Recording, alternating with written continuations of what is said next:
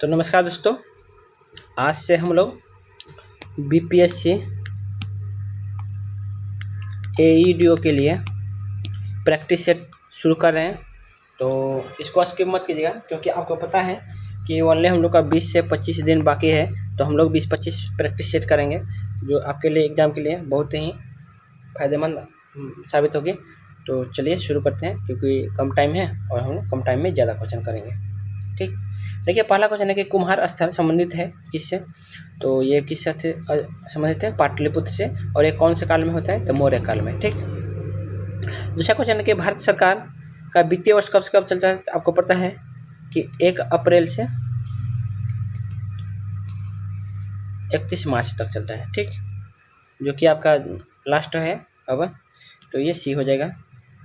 अगला क्वेश्चन कि भारतीय संविधान में संशोधन करके शिक्षा का अधिकार कब जोड़ा गया था? तो आपको पता है, ये तो संविधान पूछता है किस संशोधन में। तो 86वें संशोधन में हुआ था। कब? 2002 में। लेकिन लागू कब किया गया था? 1 अप्रैल 2010 को। ठीक, अगला क्वेश्चन है कि किस अनुच्छेद के अनुसार भारत के राष्ट्रपति द्वारा राष्ट्रीय आपातकाल की घोषणा की गई? तो 352। ठीक, ये था 44वें संशोधन में हुआ था। जिस तारामंडल के तारे ध्रुव तारे की ओर संकेत करते हैं वह है सप्तऋषि। क्षेत्रफल के क्रम में भारत के 3 बड़े राज्य हैं। कौन कौन? तो आपको पता है, राजस्थान है, मध्य प्रदेश है, महाराष्ट्र है। ये ही आपका पहला ही आंसर हो जाएगा। 7 का देखते हैं। तो भारत का प्रारंभिक इतिहास पुस्तक के लेखक कौन है? तो ये थे B.S. स्मिथ। फिर बोला है कि बिहार में प्रदेश में तेज़ी से विकास करने वाला उद्योग कौन सा है? तो तेज़ी से विकास करने वाला उद्योग कौन है? तो आपको पता है कि ये खाद्य प्रसंस्करण भी हो गया, दूध भी हो गया, चीनी भी हो गया। तो यहाँ हो जाएगा उपयुक्त में से 1 से अधिक, यानी ये हो जाएगा। क्योंकि आपको पता है कि बिहार में 80% लोग खेती ही करते हैं। ठीक, तो खेती से जो भी रिलेटेड है वहीं तो आ जाएगा ना। चीनी भी बहुत विकास किया है इस बार। अगला क्वेश्चन है कि बिहार में 1937 में गठित प्रथम भारतीय मंत्रिमंडल का नेतृत्व किसने किया था? तो किसने किया था? वो किया था आपका मोहम्मद यूनुस ने। ठीक, क्योंकि 1937 में आपका चुनाव हुआ था। पटना लॉन का गांधी मैदान के रूप में नामकरण कब किया गया था? तो कब किया गया था? ये भारत छोड़ो आंदोलन के दौरान किया गया था, यानी आपका आंसर हो जाएगा। बिरसा को सोते हुए पकड़ा गया था। तो कब पकड़ा गया था? तो इनमें से कोई नहीं, बल्कि ये 3 फरवरी की जगह में 3 मार्च होता तो आंसर हो जाता, यानी आपका कब पकड़ा गया था? 3 मार्च 1900 में। ठीक, तो आपका ये हो जाएगा। बिहार के चिरान नामक पुरस्थल की प्राचीनतम संस्कृति क्या है? तो आपको पता है ये नवपाषाणी काल है, तो ये आपका सी हो जाएगा। ज्ञान दीपक नामक पुस्तक की रचना किस महान संत ने की थी? वो किया था दरिया साहब ने। ये बहुत लोग गलती करते हैं और बहुत लोग को पता भी नहीं होता है। बिहार में तुर्क सत्ता का वास्तविक संस्थापक कौन था? तो तुर्क सत्ता का बोले तो वो इब्न बख्तियार खिलजी था। ठीक, अगला क्वेश्चन है कि भारत में पहले स्वदेशी रूप से निर्मित हाइड्रोजन ईंधन सेल फेरी बोट जिसका उद्घाटन मार्च 2024 में प्रधानमंत्री द्वारा किया गया था, किसके द्वारा विकसित किया गई थी? तो ये आपको किया गया था किसके द्वारा?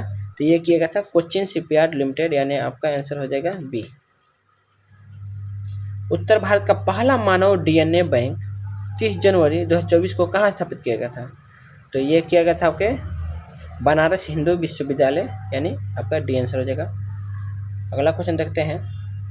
बोल रहा है कि वह एंजाइम जो हमारे मुंह में भोजन के साथ मिलता है क्या हो रहा है? तो एमाइलेज होता है। ठीक है, पेप्सिन आपको पता है एमाइसेम होता है। लीची का खाद्य भाग होता है एरिल होता है। आम का आम मैंने बताया था फल भी थी, तो कौन होता है? और ये नारियल का भी बताया था भ्रूणपोष। पौधों में प्रतिदीप्तिकालिता की खोज करने वाले कौन है? तो वो थे गॉर्नर और एलार्ड थे। अस्टोमेटा पत्तियों की सतह पर छोटे छोटे छिद्र होते हैं जिनके द्वारा पौधे क्या ग्रहण करते हैं? आपको पता है कार्बन डाइऑक्साइड ग्रहण करते हैं और ऑक्सीजन छोड़ते हैं। सेरोलॉजी निम्नलिखित में से निम्न का क्या अध्ययन है? तो आपको पता है सेरोलॉजी छिपकलियों का अध्ययन होता है। और छिपकलियों में ये क्या होता है? ये एक सरीसृप होता है ना। तो सरीसृप के अध्ययन को क्या बोलते हैं? तो हर्पेटोलॉजी बोलते हैं। छिपकलियों का तो ये हो गया आपका सेरोलॉजी। और सांप का भी पूछ लेते हैं तो ऑफ्यूलॉजी, याद रखिएगा। यदि एक जीवाणुविक कोशिका प्रत्येक 15 मिनट में विभक्त होती है तब 2 घंटे में कितने जीवाणु के निर्मित होंगे? तो आपको पता है कि 15 मिनट में 2, और हमको बोला है 2 घंटा यानी 120 मिनट, यानी इससे कितना गुणा है 8। तो ये जो गुणा होगा ना इसमें, ये जो 2 है तो 2 में वो अब पावर हो जाएगा, तो 2 का पावर 8 कितना होता है 256। ये आपका आंसर हो जाएगा 256। ठीक। अगला क्वेश्चन है कि पौधों या पशु कोशिकाओं में अंतर निम्न में से किस संरचना से स्पष्ट होता है। तो किस संरचना से स्पष्ट होता है, तो आपको पता है ये होता है कोशिका भित्ति से। ठीक, क्योंकि जंतु कोशिका में कोशिका भित्ति नहीं होती है।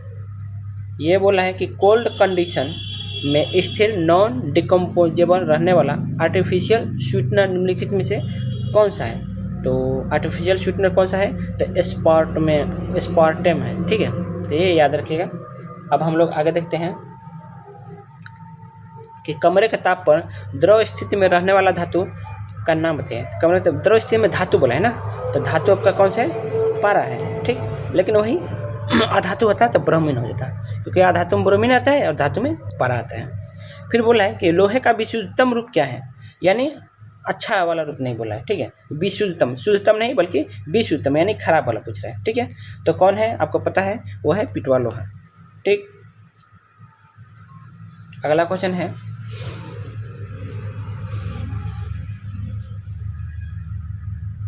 कि ब्लीचिंग पाउडर का रासायनिक नाम क्या है। तो ब्लीचिंग पाउडर का रासायनिक क्या है, तो कैल्शियम ऑक्सीक्लोराइड होता है। ठीक, इसका सूत्र बोले तो CaOCl2। ठीक, याद रखिएगा। अगला क्वेश्चन है निम्न में से किस तत्व की परमाणु त्रिज्या सबसे बड़ी होती है। तो किस तत्व की सबसे होती है, तो होता है लिथियम की परमाणु त्रिज्या सबसे बड़ी होती है। ठीक, क्योंकि इसके पता है। अब बोला है कि फलों की ज़बरदस्ती पकाने के लिए निम्नलिखित में से किस गैस का उपयोग करते हैं। तो गैस का एथिलीन आपको पता है, एथिलीन एसिटिलीन ये सब हम लोग यूज करते हैं। ठीक है, और हम लोग का एथिलीन का सूत्र आपको सबको पता है, C2H4 होता है। सोडियम हाइड्रोक्साइड और हाइड्रोक्लोरिक अम्ल की अपक्रिया से सोडियम क्लोराइड और जल बनते हैं। ये कौन सी अपक्रिया है, तो ये पता है कौन सी अपक्रिया है, ये उदासीन अपक्रिया है, क्योंकि सोडियम हाइड्रोक्साइड यानी NaOH और प्लस H2O नहीं HCl की बात करें, तो ये आपको पता है अम्ल है और ये क्षार है। तो अम्ल और क्षार जब मिलते हैं तो क्या होते हैं, उदासीन होते हैं। अगला बात है सभी चुंबकीय पदार्थ अपने चुंबकीय गुण खो देते हैं जब गर्म किए जाते हैं। जब गर्म किए जाते हैं तो चुंबकीय गुण वो अपना खो देते हैं, तो डी आंसर हो जाएगा हमारा। ठीक, अब हम लोग का क्वेश्चन देखते हैं 32। 50 डिग्री का मान फ़ारेनहाइट स्केल में क्या होगा। तो मैंने आपको बताया था, क्या बताया था, तो मैंने आपको एक सूत्र बताया था। ठीक है, कैसे कैसे करना है, तो यहाँ पे हम लोग कर सकते हैं कि बोला था मैंने 50/100 कर देना है, फिर F-32/180 कर देना है। ये सूत्र है, यानी C/100 F-32/180। तो ये जब आप रखेंगे तो आपका आंसर आ जाएगा, कितना आएगा, तो 122 आएगा। ठीक, तो चलिए हम लोग आगे चलते हैं। आप लोग बना लेना, देखते हैं और कमेंट करना सच में बनाए हैं कि नहीं, आप लोग सोल्व कर लेना। ठीक, 40 डिग्री सेल्सियस का मान फ़ारेनहाइट स्केल में क्या होगा। तो सेम ही तरह बनाना है। 40 डिग्री का सेल्सियस का मान फ़ारेनहाइट में पूछ रहा है, तो जैसे मैंने सूत्र बताया तो उसी तरह आपको फिर से बताना है। ठीक, आपको आ जाना चाहिए, तो आप लोग निकाल लीजिएगा क्या आएगा, तो आपको इसका कमेंट करना है आंसर। ठीक है, सब लोग कमेंट कीजिएगा, ताकि आप लोग को जैसे ही आप बनाएंगे ना तो आपको ना वो सूत्र याद हो जाएगा। तो इसलिए मैं बोला हूँ कि आप लोग जरूर बनाइएगा। ठीक, सेम मैंने ऊपर बता दिया है, तो उसमें जैसे हम लोग का पीछे क्या था, यहाँ पे सेल्सियस दिया था, यहाँ पे फ़ारेनहाइट 40 डिग्री फ़ारेनहाइट दिया है, यानी यह भी सेल्सियस दिया है, तो इसमें फ़ारेनहाइट स्केल में ही तो पूछ रहा है, भाई सेम ही है, बना लेना। ठीक, अगला क्वेश्चन है संघनन क्या है। तो संघनन क्या है, आपको पता है कि वाष्प का द्रव में परिवर्तन ही क्या बोला जाता है, संघनन बोला जाता है, तभी तो जाके बारिश होता है। सोनार तकनीकी का प्रयोग होता है, कब किया जाता है, सबको पता है कब किया जाता है, तो वह समुद्र की गहराई को पता नहीं, समुद्र के अंदर कुछ चीज़ों को पता लगाने के लिए किया जाता है ना, क्योंकि यह ध्वनि संचार का उपयोग होता है। तो इधर दिया होगा, पानी के नीचे पहाड़ियों का पता लगाने में, हिमशैल का पता लगाने में, समुद्र गहराई, यानी आपका तीनों हो जाएगा। ठीक है, तो ये उपयुक्त में से एक से अधिक हो गया, यानी आपका डी आंसर हो जाएगा। ठीक, अगला हम क्वेश्चन देखते हैं कि चुंबकीय क्षेत्र है। चुंबकीय क्षेत्र क्या है? तो ये एक सदिश राशि है। ठीक, हवा में नमी मापने के लिए निम्नलिखित में से किस उपकरण का उपयोग किया जाता है? यानी ये क्या मतलब इनडायरेक्टली क्या पूछ रहा है? तो ये आर्द्रता मापने के लिए, तो आर्द्रता मापने के लिए क्या होता है? हाइग्रोमीटर करते हैं। ठीक है, और हाइड्रोमीटर भी पूछा जाता है। क्यों? तो हाइड्रोमीटर किसके लिए होता है? तो ये आपेक्षिक घनत्व को मापने के लिए होता है। ठीक है, बहुत पूछता है और बहुत लड़के कंफ्यूज होते हैं। ठीक है, आपेक्षिक घनत्व को याद रखिएगा।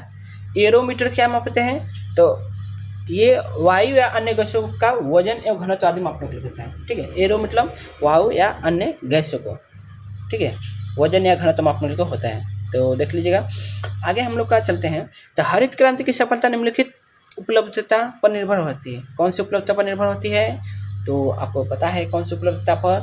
तो ये हमारे बीजों के उच्च पैदावार में, पर्याप्त सिंचाई में और रासायनिक उर्वरक, यानी हरित क्रांति का ये था। तो हमारा डी आंसर हो जाएगा इनमें से सभी। बिहार राज्य की शिशु मरणांक दर है, तो कितना है जी मरणांक दर?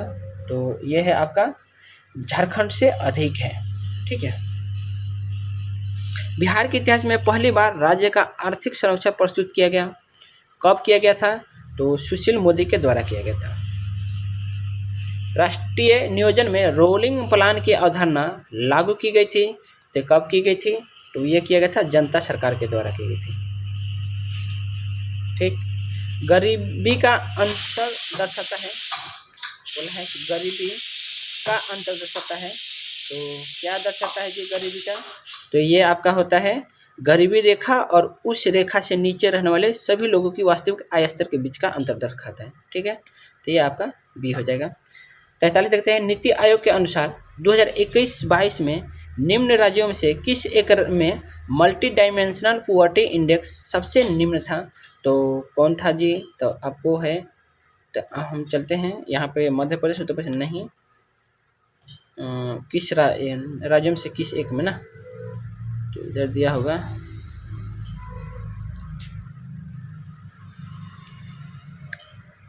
ये आपका बिहार होगा। ठीक है, क्योंकि आपका जानते हैं बिहार एग्जाम में बिहार से ज़्यादा आता है।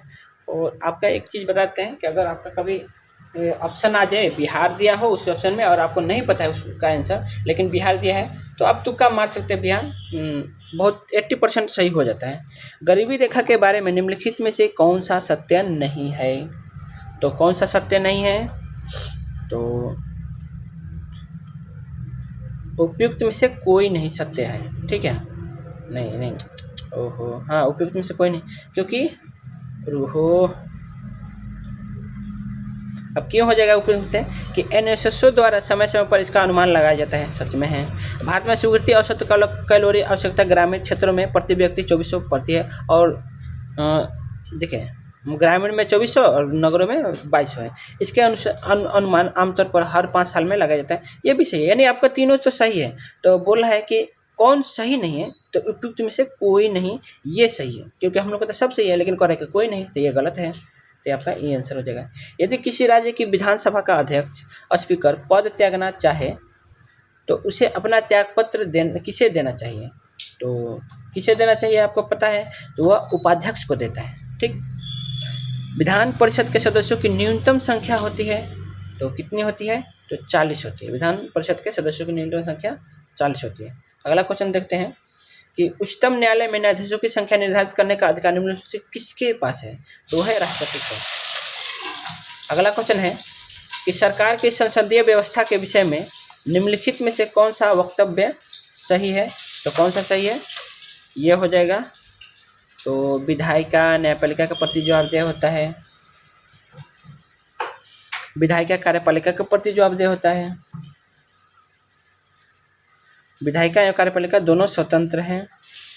राष्ट्रपति न्यायपालिका के प्रति जवाबदेह होता है। तो ये कोई सही नहीं है, वक्तव्य सही नहीं है, तो ये यहाँ ये हो जाएगा हमारा आंसर। ठीक है, तो इसमें से हम लोग चलते हैं 49 नंबर में। बोला है कि भारत के राष्ट्रपति की अध्यादेश जारी करने की शक्ति है। तो क्या है आपको पता है, ये एक विधायी शक्ति है, ठीक। और राष्ट्रपति किस में 123 में करता है ना, और राज्यपाल 213 में करता है, याद रखिएगा। संसद को जो राज्य सूची में किसी मामले के संबंध में कानून बनाने की शक्ति है बशर्ते यह है, तो वह है क्या है आपका, तो आपका राष्ट्रीय हित में है, ठीक है। अगला क्वेश्चन देखते हैं कि उच्चतम न्यायालय की व्यवस्था अनुसार निजी भवनों के ऊपर राष्ट्रीय झंडे को फहराना किसके तहत नागरिक का मौलिक अधिकार है, तो किसके तहत है, तो है संविधान के अनुच्छेद 19(1) के एक के तहत, ठीक है। निम्न में से कौन सा एक मानव अधिकार भारतीय संविधान के अंतर्गत मौलिक अधिकार भी है, तो कौन सा है मौलिक अधिकार, तो आपका शिक्षा का अधिकार।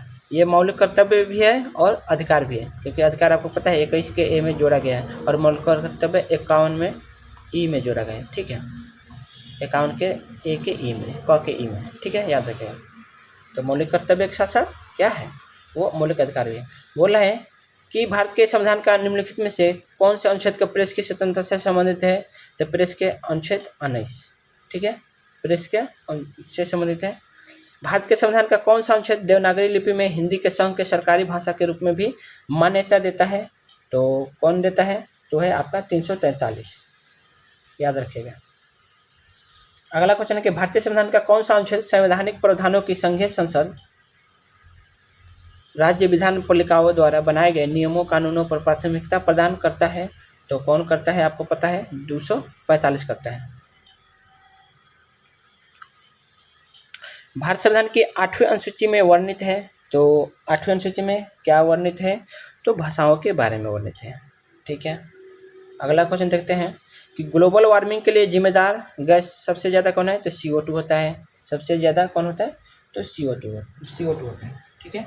वैसे तो ये भी होता है और ये भी होता है, लेकिन सबसे ज़्यादा CO2 है। लेकिन यहाँ पे हम लोग बोल सकते हैं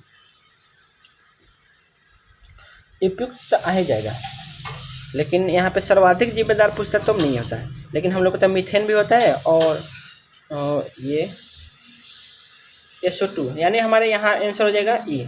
उपयुक्त में एक से अधिक होगा, ठीक है, तो हमारा ई आंसर होगा, ये नहीं होगा। सर्वाधिक में होता तो CO2 होता, लेकिन हमारा ई आंसर हो जाएगा यहाँ पे, क्योंकि पूछा है जिम्मेदार है, तो जिम्मेदार तो तीनों है। हमारा क्वेश्चन देख सकते हैं कि निम्नलिखित राष्ट्रीय उद्यानों में से कौन सा एक सही सुमेलित नहीं है, तो कौन सा सही सुमेलित नहीं है ये आपको देखना है। तो मैं बताता हूँ कौन कौन सा था। तो एक बालपक्रम है और दिया है, पन्ना तो सही है, और उसके बाद में गुइंडी दिया है, फिर एक दिया है मोलेलम, ठीक है। तो गुइंडी का दिया है, तमिलनाडु दिया है,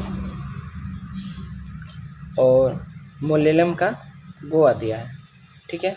तो हम लोग का बोला कि सुमेलित नहीं है, तो आपको पता है मोलेलम गोवा में सही है, गुइंडी तमिलनाडु में सही है, बालपक्रम मेघालय में सही है, पन्ना आपको पता है कहाँ है, मध्य प्रदेश में, बिहार, जो कि ये गलत है, तो आपका बी आंसर हो जाएगा, सुमेलित नहीं पूछा है, ठीक है। हम लोग आंसर देखते हैं। देखिए क्लास थोड़ा बड़ा होगा क्योंकि क्वेश्चन भी तगड़े हैं, क्योंकि BPSC का क्वेश्चन है तो तुरंत कैसे खत्म होगा। बोला कि निम्नलिखित संघ राज्य क्षेत्रों में किसमें सबसे कम क्षेत्र वनाच्छित है, तो ये आपको पता है चंडीगढ़ में सबसे कम वन क्षेत्र है। फिर पूछ रहा है कि उल्टे एवं सीधे दोनों प्रकार के पारिस्थितिक पिरामिड किसमें पाए जाते हैं, तो किसमें पाए जाते हैं, तो जीव भार का पिरामिड में उल्टा और सीधा दोनों पाया जाता है। फिर बोला है कि निम्नलिखित में से कौन सा एक समुद्री जैव विविधता के दृष्टिकोण से दुनिया का सबसे समृद्ध क्षेत्र है, जिसमें ज्वारनदमुख समुद्र तट, निकट तटीय पर्यावरण के जंगल, समुद्री घास, पर्यावृत्तियाँ, नमक दल और मैंग्रोव के साथ 21 द्वीप शामिल है। तो कौन सा है जी, तो वह है मन्नार की खाड़ी बायोस्फीयर रिजर्व, ठीक है। तो ये आपका ए है। देखिएगा कि बहुत सारी चीज़ है, तो ये हार्ड क्वेश्चन में आता है, तो देख लीजिएगा। देखिए सुर्खियाँ बटोरने वाली लिस्बन घोषणा किस इकाई के संरक्षण से संबंधित है, तो किस इकाई से संबंधित है, तो ये महासागर से, ठीक है। अगला क्वेश्चन है कि निम्नलिखित में से कौन सा कथन सही है, तो कौन सा कथन सही है, तो ये 2011 की जनगणना के अनुसार सिक्किम की जनसंख्या 6 लाख थी, ये बिल्कुल सही है, ठीक है। अगला क्वेश्चन देखते हैं कि भारत में 2011 में दशकीय महिला जनसंख्या वृद्धि दर कितना थी? तो कितना थी आपको पता है? 18.12% था। ठीक है, हम लोग आगे देखते हैं। बोला है कि कुल जनसंख्या एवं कुल क्षेत्रफल के अनुपात को क्या कहते हैं? तो क्या कहते हैं जी? तो वो कहते हैं जनसंख्या घनत्व। ठीक। इंग्लैंड में स्थित पिनाइन नामक पर्वत श्रेणी के विस्तार की दिशा है। तो क्या दिशा है आपको पता है? यह उत्तर से दक्षिण होता है। ठीक है, पिनाइन उत्तर से दक्षिण है फैला हुआ। तो ये है। आगे देखते हैं सर्शन। निम्नलिखित में से कौन सा जंगल, झाड़ी, दावानल भूमध्य सागरीय जलवायु के प्रकार का नहीं है? तो कौन सा नहीं है आपको पता है? तो ये आपका हो जाएगा साइबेरिया नहीं है। ठीक है, तो साइबेरिया क्या है? एक झील है। ठीक है, तो दावानल भूमध्य सागरीय जलवायु के प्रकार का नहीं है। तो ये है साइबेरिया नहीं है, क्योंकि ये रूस में, साइबेरिया रूस में। अगला क्वेश्चन देखते हैं कि निम्नलिखित में से कौन सा एक क्षेत्र भूमध्य सागरीय प्रकार के जलवायु का नहीं है? तो सेम देखिए, ऊपर नीचे सेम है। तो आपका क्या हो जाएगा इसमें? तो इसमें हो जाएगा आपका उत्तरी न्यूजीलैंड, क्योंकि ये न्यूजीलैंड की बात कर रहे हैं। तो ये भी आपके भूमध्य सागर के आसपास का नहीं है। 69 निम्न से किस क्षेत्र में भूमध्य सागरीय जलवायु प्रचलित नहीं है? देखिए ये भी आ गया। तो कौन नहीं है? तो ये आपका हो जाएगा यहाँ पे पंपास। पंपास आपको पता है, ये दक्षिण अमेरिका में पाया जाता है। तो भूमध्य सागरीय जलवायु नहीं है, ये पंपास होता है। अब देखते हैं यहाँ पे खगोलीय वैज्ञानिकों द्वारा खोजे गए अत्यधिक ऊर्जा वाले पोर्टिकल अमेतरासु का नामकरण निम्न आधार पर किया गया था। किस आधार पर किया गया था? तो वो किया गया था जापानी सूर्य देव के आधार पर किया गया था। ठीक है, चंद्रमा सदृश ग्रह कौन सा है? तो चंद्रमा सदृश ग्रह कौन सा है? तो चंद्रमा सदृश ग्रह पृथ्वी है। ठीक है, तो आपको पता है। ओहो नहीं, ये चंद्रमा नहीं पूछ रहे कि किसका ग्रह, बोल रहे कि चंद्रमा सदृश ग्रह, यानी चंद्रमा के जैसा ग्रह कौन सा है? तो आपको पता है कि चंद्रमा छोटा होता है। तो सबसे छोटा ग्रह कौन सा है? तो बुध होता है। तो हमारा बुध हो जाएगा। ठीक। पृथ्वी और सूर्य के बीच अधिकतम दूरी होती है। तो कब होती है आपको पता है? अपसौर में अधिकतम दूरी, और नज़दीक सबसे होता है उपसौर में। ठीक है, तो हमारा आंसर ये हो जाएगा, क्योंकि अधिकतम दूरी वाला पूछा है। अधिकतम मतलब नज़दीकी पूछता होता है ना, तब ये उपसौर हो जाता है। अगला है कि निम्नलिखित में से अयस्कों में से बेलाडीला में किसका खनन होता है? तो बेलाडीला में किसका खनन होता है आपको पता है? हेमेटाइट का होता है। अब हम लोग आगे देखते हैं। क्वेश्चन पूछा है कि शीत ऋतु में तमिलनाडु के तटीय क्षेत्रों में वर्षा होने का कारण क्या है? तो शीत ऋतु में तमिलनाडु के तटीय क्षेत्रों में वर्षा होने का कारण है, कौन सा कारण है? तो आपको पता है ये होता है लौटते हुए दक्षिण पश्चिम मानसून। तमिलनाडु में लौटते हुए दक्षिण पश्चिम मानसून नहीं, लौटते हुए दक्षिण पूर्वी मानसून होता है। तो ये दक्षिण पश्चिम, लौटते हुए दक्षिण पश्चिम नहीं, उत्तर पूर्वी मानसून होता है लौटते हुए। ठीक है, तो ये गलत हो गया। दक्षिण पश्चिम ये भी गलत हुआ, पश्चिम भी ये भी गलत हो गया, तो ये भी गलत। ये आपका ये हो जाएगा, क्योंकि उत्तरी पूर्वी मानसून होता है। ठीक है, ये आपका होता है बारिश होने का कारण। तो ये आपका हो जाएगा, तो यानी इसमें से कोई नहीं दिया, तो आपका ये आंसर हो जाएगा। हैदराबाद में दक्षिण पश्चिम मानसून की वापसी की सामान्य तिथि क्या है? तो हैदराबाद में दक्षिण पश्चिमी की सामान्य स्थिति क्या है? तो ये होता है 15 अक्टूबर को। ठीक। त्रिवार्था के अनुसार भारत की जलवायु किस प्रकार की है? तो भारत की जलवायु किस प्रकार की है आपको पता है? ये उपोष्ण मानसूनी जलवायु है। उपोष्ण मानसूनी जलवायु। किस रेखांश पर भारतीय मानक समय अपनाया जाता है? किस रेखांश पर भारतीय मानक समय अपनाया जाता है? तो कब मनाया जाता है? तो आपको पता है 82.5 पूर्व ईस्ट में। ठीक है, पूर्वी ईस्ट समय है। ठीक है, यानी पूर्व में आपको पता है कि हम लोग का जितना भी है वो उत्तर प्रदेश से मिर्ज़ापुर के नज़दीक नैनी पूछता है ना, नैनी, तो वहाँ से हमको है तो 82.5 डिग्री है। तो आपको पता है, तो ये हमारा सही आंसर हो जाएगा। भारतीय उपमहाद्वीप पूर्व में मूलतः एक भाग था। भारतीय उपमहाद्वीप पूर्व में मूलतः एक भाग था। तो क्या है, तो ये आपको बताना है। तो ये आपको पता है कि गोंडवाना लैंड का था। किसका भाग था जी? तो गोंडवाना लैंड का भाग था। और टेथिस सागर आपको पता है कि जहाँ हम लोग का हिमालय है वहाँ टेथिस सागर था। अगला है ग्रीनविच माध्य समय से भारतीय मानक समय IST कितना आगे हो रहता है? तो कितना आगे रहता है सबको पता है, 5.5 घंटा आगे रहता है। तो ये आपका ए हो जाएगा।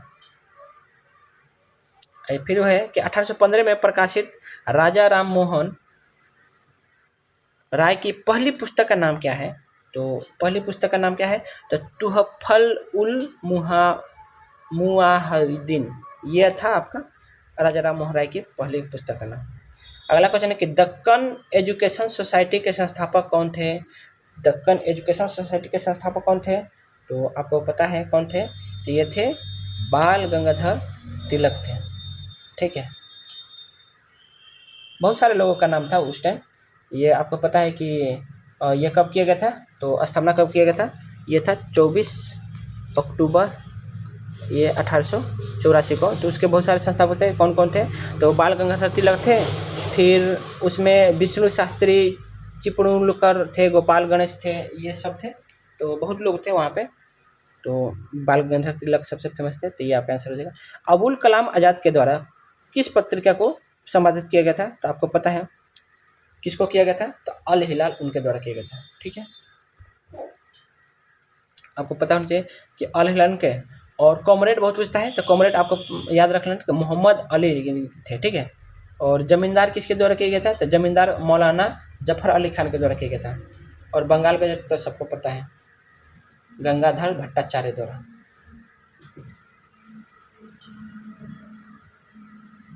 निम्न में से कौन वंदे मातरम समाचार पत्र के संपादक थे? तो वंदे मातरम समाचार पत्र के संस्थापक कौन थे जी? तो वंदे मातरम समाचार पत्र के संस्थापक पूछ रहे हैं, तो ये थे अरबिंदो घोष थे। बहुत लोग गलती कर देते हैं। ठीक है, अगला क्वेश्चन देखते हैं कि किस वर्ष लॉर्ड लिटन ने भाषाई आधार पर प्रेस की स्वतंत्रता को प्रथम 1878 में किया गया था। ठीक है, और इसको छूट कर दिया था, तिरपन ने किया था। आगे देखते हैं हम लोग कि 1857 के विद्रोह के एक नेता कुंवर सिंह किस स्थान से संबंधित थे? तो जगदीशपुर से थे। ठीक है, और देखिए पटना से पूछता है, तो पटना से पीर अली आपको याद रखना है। बोला कि 1857 के विद्रोह के समय दिल्ली का प्रभारी अंग्रेज अधिकारी कौन था? तो कौन था? General habit? नो। फिर लेफ्टिनेंट हडसन, जॉन निकोलस। तो उपयुक्त में से एक से अधिक। तो इसमें आपको उपयुक्त में से एक से अधिक है, क्योंकि जॉन निकोलसन भी था और हडसन भी था। तो ये आपका बी और डी दोनों हो जाएगा। तो आपका आंसर ई हो जाएगा, क्योंकि एक से अधिक हो जाएगा। ठीक है, और उसमें आपको पता है कि बहादुर शाह जफर को बनाया गया था। ठीक है, मेन। और कब हुआ था शुरू? तो आपको पता है 10 मई 1857 को शुरू हुआ था। अगला क्वेश्चन कि इनमें से किसने 1857 में विद्रोहियों को धोखा दिया था? तो किसने दिया था? 1857 में विद्रोहियों को धोखा दिया था, किसने दिया था? यही तो है भाई, अपने देश में बहुत लोग धोखा देते रहते हैं। तो किसने दिया था? वो थे ठाकुर विश्वनाथ महादेव। ठीक है, जानते हो? शाहदेव, महादेव नहीं, शाहदेव।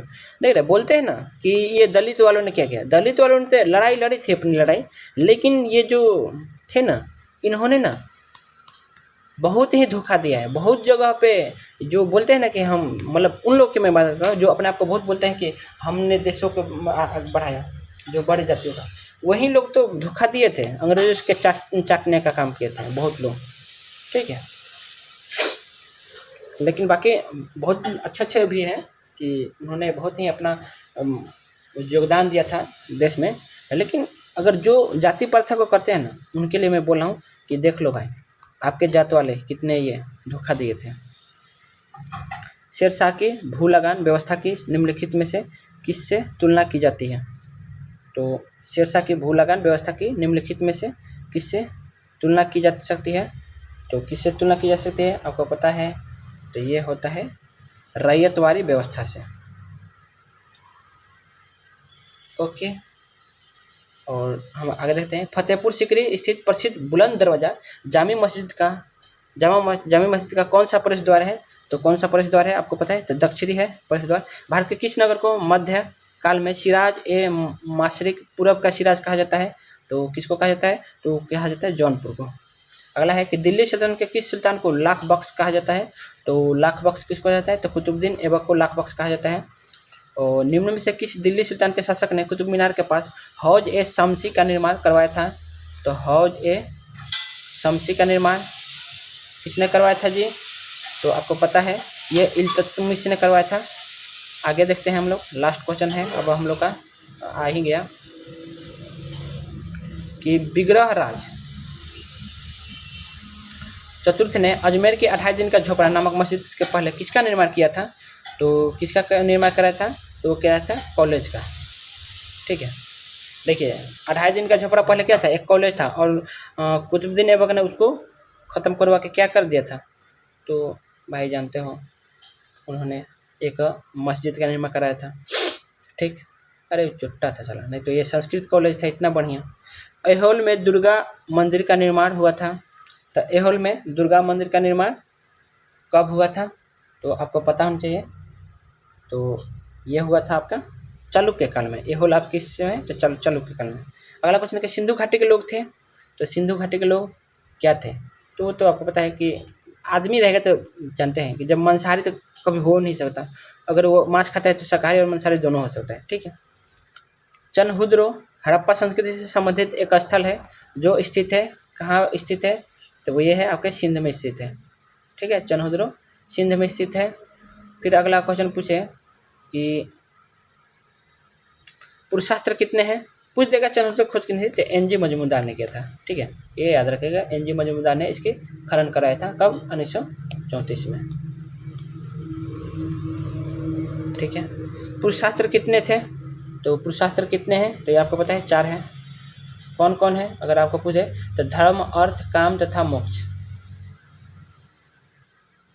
प्रथम मानव जीवाश्म भारत की किस नदी घाटी से प्राप्त हुआ है? तो किस नदी से हुआ है? तो वह नर्मदा घाटी से हुआ है। भारत में पशुपालन एवं कृषि के प्राचीनतम साक्ष्य प्राप्त हुए हैं। तो कहाँ से हुए हैं? तो हुआ था मेहरगढ़ से। बोला कि निम्नलिखित कथनों से कौन से कथन सही हैं? तो हड़प्पा का उत्खनन 1921 में किया गया था। बिल्कुल सही है, देख लेते हैं पूरा। वर्तमान में हड़प्पा पाकिस्तान में है, ये भी सही है। हड़प्पा ब्यास नदी के किनारे था। हड़प्पा ब्यास नदी के किनारे था। तो हड़प्पा रावी नदी किनारे था ना, तो हड़प्पा रावी नदी किनारे था। तो ये तो हम लोग का गलत हो सकता है। हड़प्पा ब्यास नदी किनारे, ये बोल रहे हैं हड़प्पा ब्यास नदी किनारे। हड़प्पा तो रावी नदी किनारे है। ठीक है, हड़प्पा के उत्खनन आर.डी. बनर्जी थे। हड़प्पा के उत्खनन आर.डी. बनर्जी नहीं बल्कि दयाराम साहनी थे। ठीक, तो ये भी गलत हो गया, ये भी गलत हो गया। छत्रवाल ताम्ररथ हड़प्पा से मिल रहा है। छत्रवाल ताम्र हड़प्पा से मिला हुआ है, तो ये भी गलत हो गया। ठीक, क्योंकि ये महाराष्ट्र में मिला था ना ताम्ररथ हड़प्पा, ये दायमाबाद से मिला है। ठीक है, तो ये गलत हो गया। तो आपका कौन कौन सही है? एक सही था, 2 सही था, यानी केवल 1 और 2 हो। ठीक है, तो आपका आंसर 100 ये हो जाएगा। ठीक है, तो आपको पता होना चाहिए। तो हम लोग का 100 क्वेश्चन कंप्लीट हो गया है, तो आप लोग जरूर देख लीजिएगा। थोड़ा हार्ड क्वेश्चन थे, और आपको पता है कि बीपीएससी जब कराएगा तो हार्ड क्वेश्चन तो आएगा ही भाई। तो आज के लिए बस इतना ही। अगर आपको अच्छा लगा हो तो लाइक करना, बाकी डिसलाइक कर देना, क्योंकि मेरा मानना है कि लाइफ में कुछ है नहीं, बस सुनने हैं। आप कुछ भी करें, सुनना ही है। तो आप लाइक या डिसलाइक कुछ भी करें, बाकी आपकी मर्जी। तो देखने के लिए धन्यवाद, थैंक यू।